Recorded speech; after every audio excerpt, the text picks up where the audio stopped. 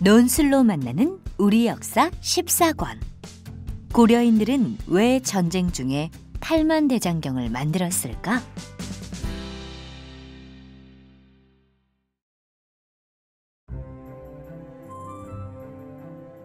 여는 이야기. 고려 청자와 함께 고려가 만든 또 하나의 자랑거리, 팔만대장경은 어떻게 만들어졌을까요?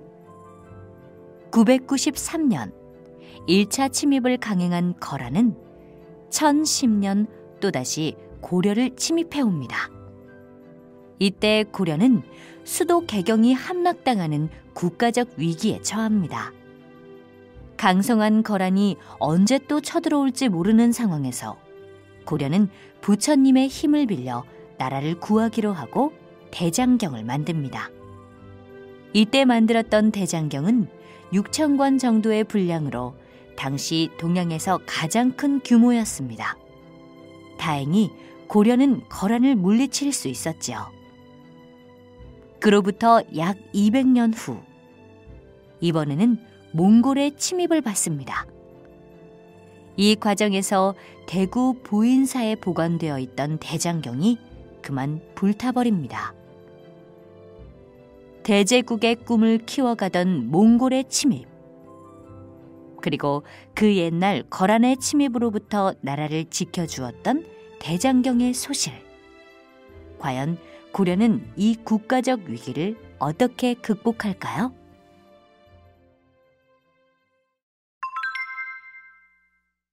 몽골 사신 저고여가 죽음에 이른 까닭은?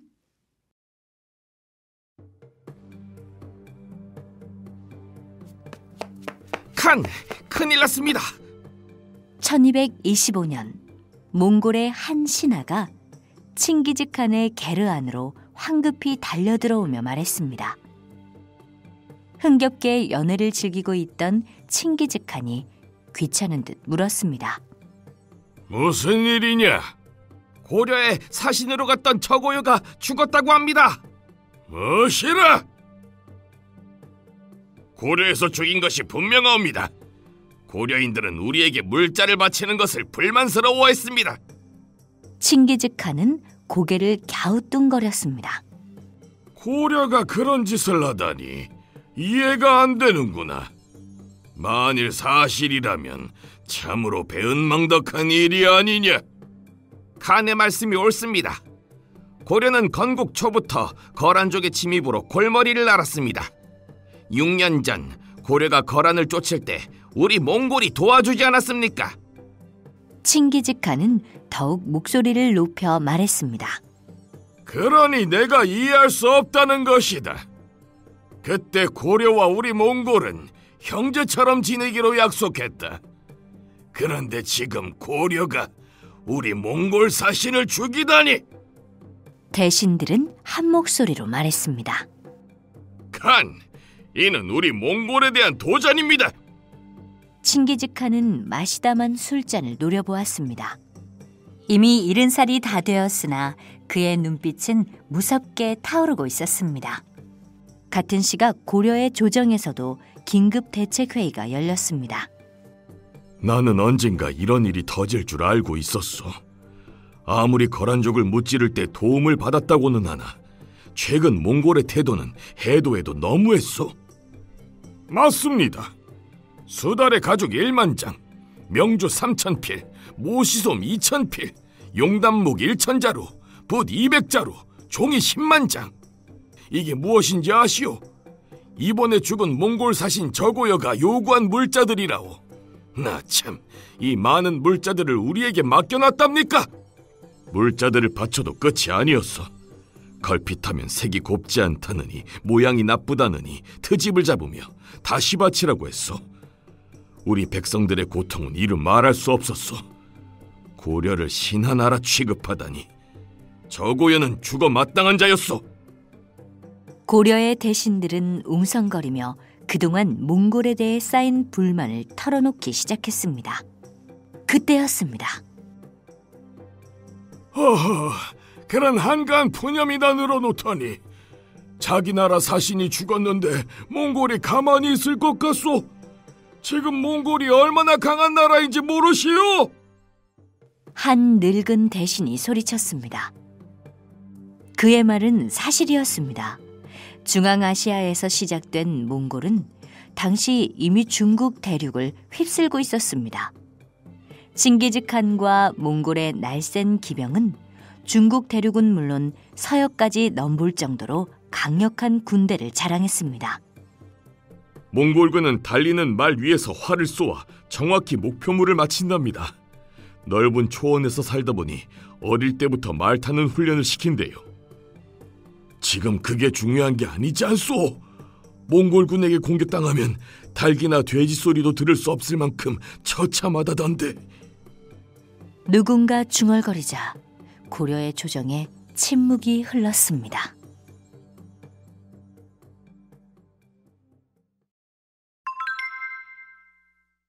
몽골의 1차 침입, 고려는 어떻게 됐을까? 칭기즈칸이 죽고 그의 셋째 아들인 오고타이가 몽골의 2대 칸으로 추대되었습니다. 오고타이 칸은 칭기즈칸의 뜻을 이어받아 대규모 영토 확장에 들어갔습니다.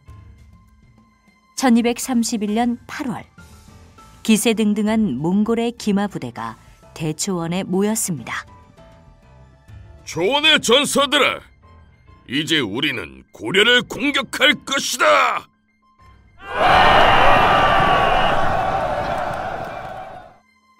몽골군은 거침없이 남쪽으로 내달렸습니다. 압록강을 건너자 철주성이 나왔습니다. 성을 공격하기 전에 몽골 장수는 부하들에게 고려 장수를 잡아오라고 시켰습니다. 얼마 후 고려 장수 문대가 잡혀왔습니다. 우리 몽골의 공격을 받았을 때 선택할 수 있는 것은 단 2가지. 죽음 아니면 무조건 항복이다. 만약 저항을 하면 모든 주민은 그 자리에서 목이 날아간다.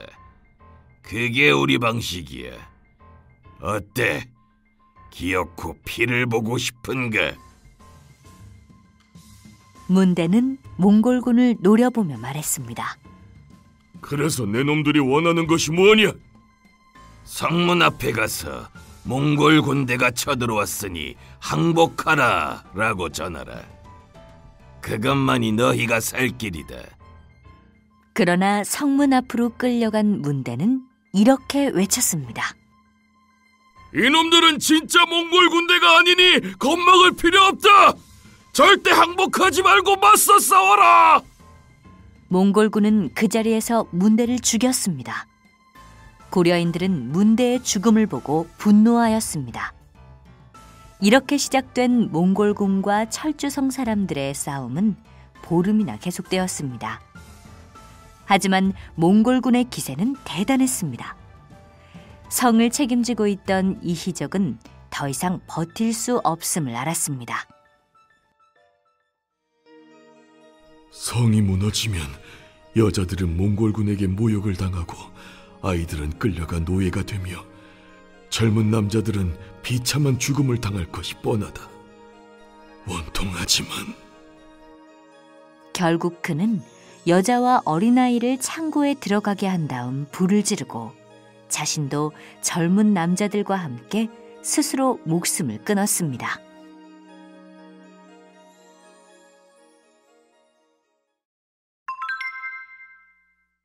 왜 수도를 강화도로 옮겼을까?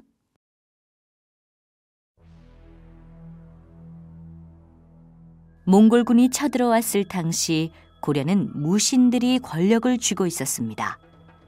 몽골군이 쳐들어왔다는 소식을 듣고 당시 최고 권력자였던 최우는 고위 관리들을 한자리에 모아놓고 회의를 시작하였습니다.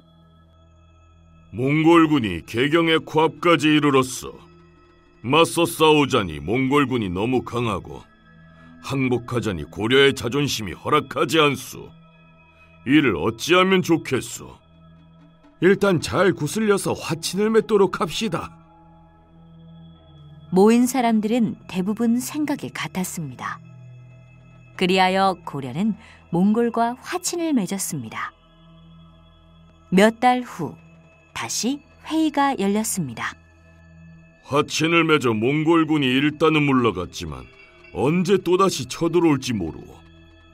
전쟁이 쉽게 끝날 것 같지 않으니 천도를 하여 몽골의 침입에 대비해야 하오. 최후의 말에 조정 대신들은 깜짝 놀랐습니다. 그때 유승단이 나서서 말했습니다. 수도를 옮기다니요. 지금 우리가 개경을 벌이면 백성들은 누가 지킵니까?